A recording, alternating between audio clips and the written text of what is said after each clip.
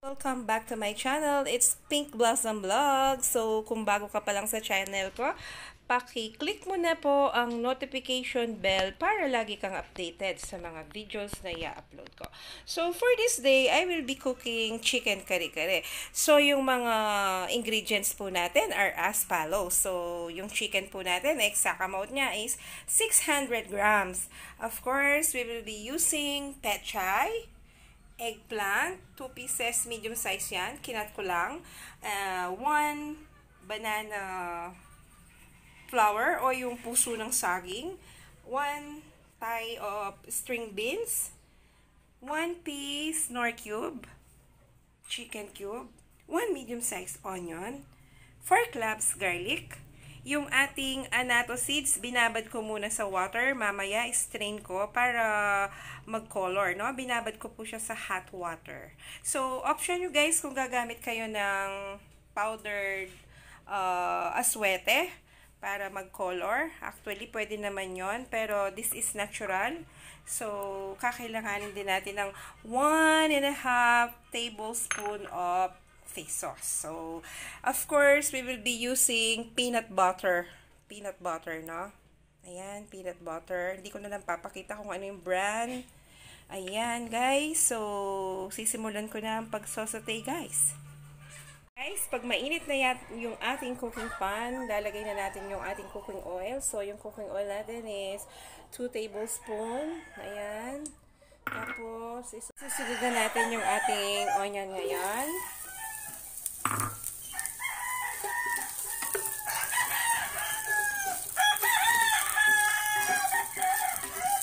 Right after the onion, we will be putting the garlic.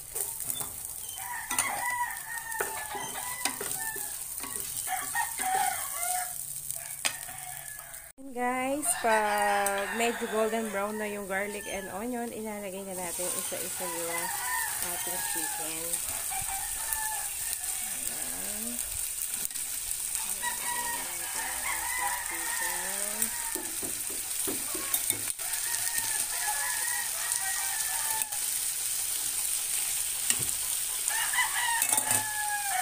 Ayan guys,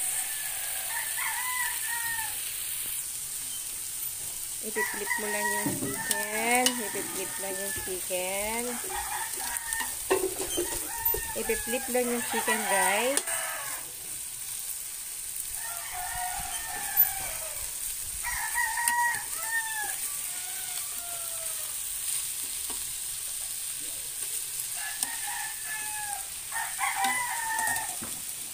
Going to add 1 glass of water. Depende sa inyo kung gusto nyong masabaw.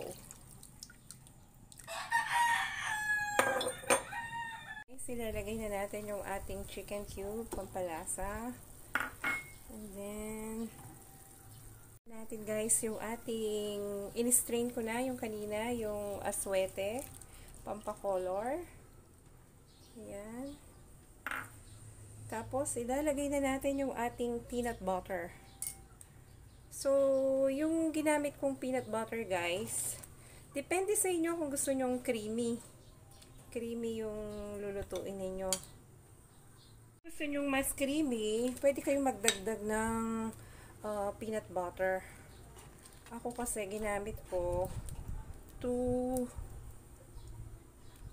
tablespoon siya. Pero kung gusto nyong mas creamy, depende yun sa inyo guys. Kung gusto nyong mas malinamnam yung kare-kare nyo. Depende yun sa taste buds ninyo. Ayan. Medyo hahaluin mo lang siya.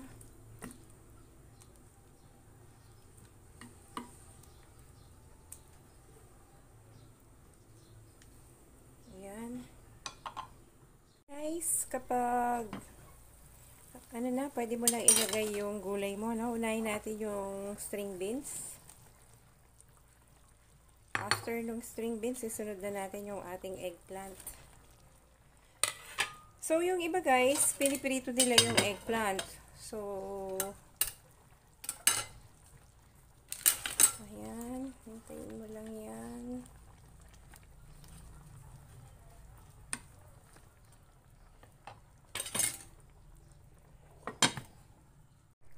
Ayan guys, ilalagay na rin natin yung ating banana flour. Kanina binoil ko na siya.